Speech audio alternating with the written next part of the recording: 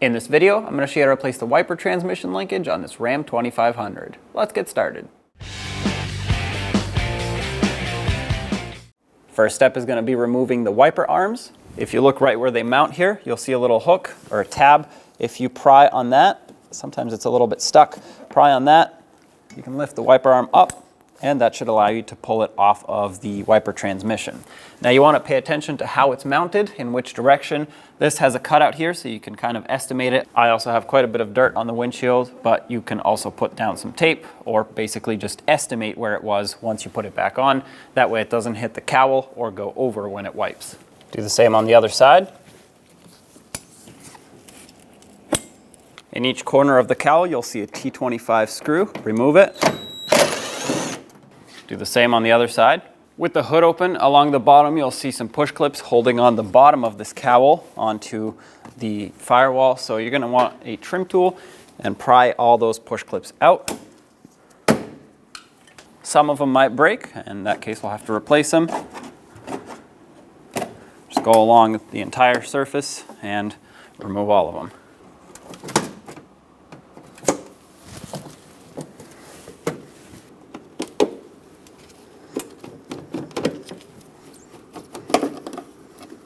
At this point, remove the weather stripping off of the cowl. It's a two-piece setup here, so we're going to have to separate it, and then this insulation also has to come off so that we can separate the two.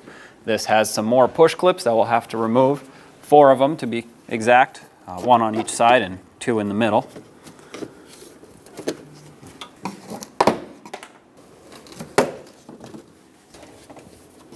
Remove this, set it aside. Now you can take one piece of the cowl, the passenger side, since it goes over the driver's side, and remove this. You're going to have to pull them apart, just like this. And this comes off, and then this comes off. Set it aside, and there's our wiper transmission. Here are our wiper linkages. We're going to start in the center, and I'm going to use a pry bar and pop that top one up and off. And then we're going to work our way towards the extremities. So be very, very careful when you do this. You don't want to damage anything, and you definitely don't want to break the windshield. All you want to do is pry up so this pops out of place. There we go. This moving is okay, not a big deal. We're going to have to remove this boot as well. Grab something that'll get in there without damaging the boot, and just try to open it up. The boot has to go up and over the end of this stud so that we can remove the other linkage.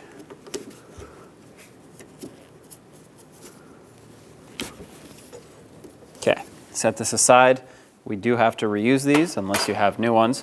At this point, this one should also pop right up and off. Okay, and again. All right, to get this side off, it's easiest if you just pry it like that. Grab a rag and clean up this area. We're going to add new grease. Make sure that boot is still in good condition, which it is.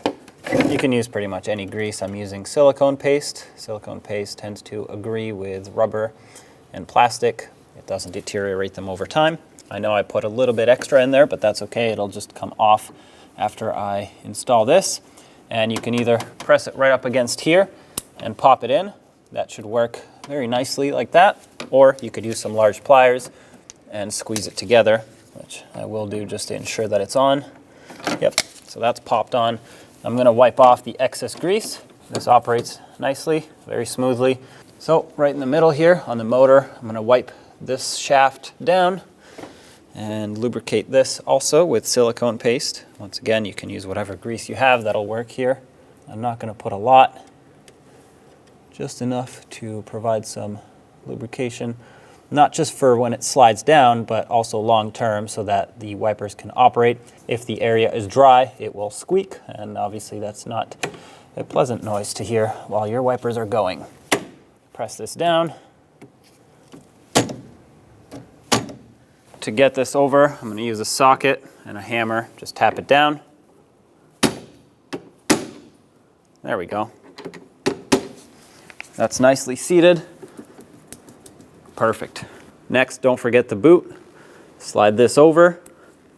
This will basically seal up the in-between area between the two linkages. And now you can put on the other linkage. Tap that, make sure it functions smoothly and it doesn't pop off. We're left with this end, which I'm just going to pry up and off like that. Clean off the area, check that seal, looks good. Gonna add just a little bit of grease. Take the linkage and pop it back into place. There we go, that's seated. Job is done, let's put it back together. Now that everything is seated, I highly recommend running the wipers so that they go back into their park position. If you don't do this, what's going to happen is you're going to put the wiper blades on, but the motor might not necessarily be exactly where it was. So now your wiper blades are going to be off from what the motor is, and they're either going to hit the cowl or go off the windshield. With the key in the on position, run the wipers.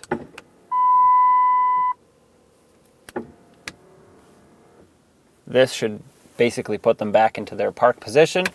So shut this off, and now we can put everything back together safely, knowing that the wiper arms will go into their corresponding position. Let's get the cowl back on here. I'm gonna have to get the two pieces reconnected. Get the cowl back on here. Make sure the two halves join together in the middle here.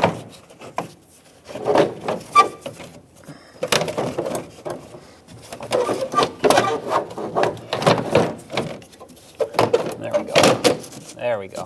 Once you get it into position and wiggle it enough, it should fall into place. I'm going to put my lower push clips in since I'm here. There was also this insulation. 4 push clips in total, 2 in the middle and 1 on each end.